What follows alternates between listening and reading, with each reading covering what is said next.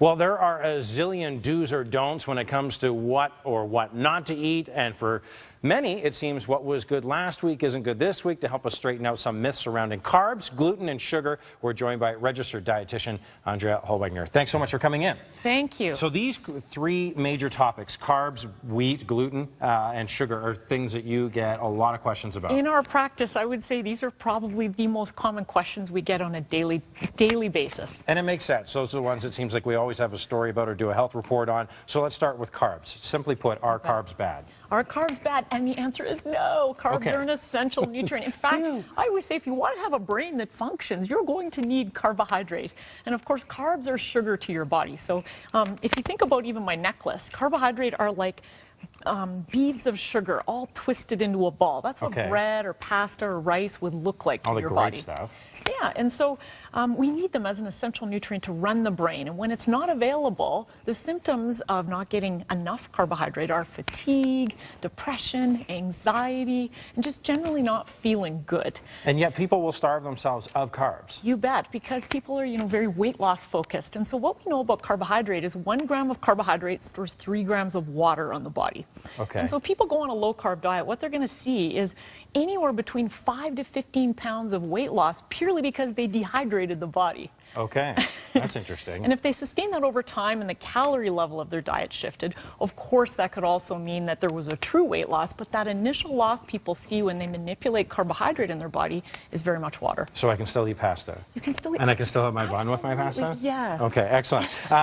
Wheat. Now, I have friends who are have gluten issues and have been tested for it, but there seems to be a huge trend. Lots of stuff you buy just says gluten-free, gluten-free. So should I be concerned, as someone who may not have a medical condition around gluten, about wheat? And I would say no. This is another big myth about people thinking that if I take gluten or wheat out of my diet, it's going to help me lose my belly or it's going to help me to lose weight. The only way weight shifts off of the body is if there's a caloric deficit, or again, when we're coming at water on the body. Water shifts on the body. So just because, let's say, you started shifting from regular pasta to a gluten-free pasta, or you shifted from gluten-free crackers or from a regular cracker to a gluten-free cracker, does not mean if the calories don't shift, there's no shift in terms of what's happening. So, I mean, if it's not an issue for me and I'm not necessarily looking for gluten-free, should I be buying gluten-free? I would say no. Okay, don't worry about it. First of all, flavor might be sacrificed. Secondly, nutrition is often sacrificed as well. So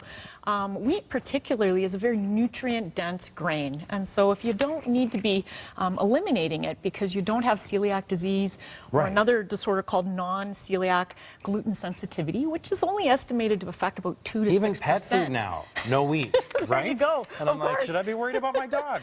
Sugar obviously is a huge deal. How much sugar can someone have in a day? And how much should I even be watching that? Sure, and of course, like anything, the brain wants to label things as good, bad. And so with everything in life, moderation is key.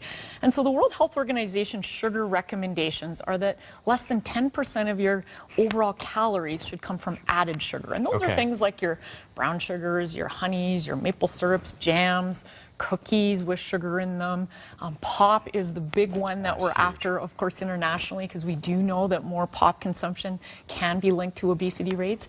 But with anything, what that actually looks like when we do the numbers and the math, let's say you were taking in about 2,000 calories a day, which some people will need less, some people will need more. What that means is about anywhere between 25 to 50 grams of added sugar a day. And when we translate that into teaspoons, we're talking about somewhere between 6 to 12 little teaspoons of sugar. And so that's still fairly generous. And how do you monitor that? How do you monitor that? Well, you can do a little label reading. I would say using some common sense. Right, don't get too wrapped up. Look at the big sources of sugar in your diet. Again, pop and sugar-sweetened beverages are the big ones that we're after in the nutrition profession. Outside of that, if you put a little maple syrup on your pancake on the weekend, or for me, when I have oatmeal, I put a little brown sugar in it, it's not going to kill you. Right, I can still sleep that night. All things in perspective. What a relief. So great having you in here, because I can continue to eat my favorite foods. Thanks so much, Andrea. For more information, you can head to our website, healthstandnutrition.com. Thanks again for coming in.